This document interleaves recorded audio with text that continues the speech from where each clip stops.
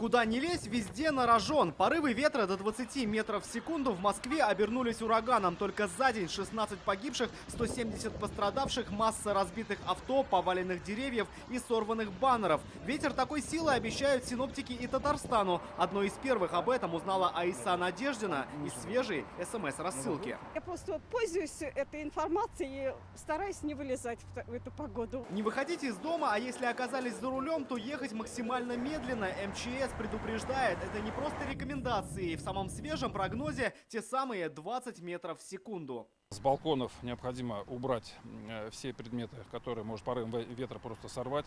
Вот смотрите, вот всходы кукурузы появляются.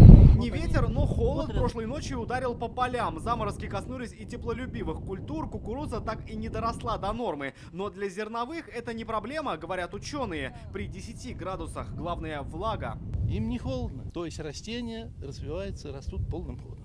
Если для зерновых майские холода оказались только в плюс, совсем другое дело с культурами дачными. Вот так в огородах на низкие температуры отреагировали помидоры. За ночь погибла целая теплица. К концу мая семья Гришагиных успела засадить весь огород. Теперь только и гадать, пропадет, не пропадет. Первый год так бывает, чтобы в мае вот такая вещь была. Май явно не в духе. Уже завтра воздух станет суше, но не менее холодным. На почве и воздухе заморозки до -1 градуса. В этом году в саду Гришагиных не зацвели кусты черешни. Садоводы сетуют, по графику ждали хорошего урожая, но на ветках нет цветов. Значит, и не ждать плодов. Черешня отдыхает вместе с отдыхающим маем. Рамиль Шайдуллин, Данил Филатов, ТНВ, Казань, Лаишевский район.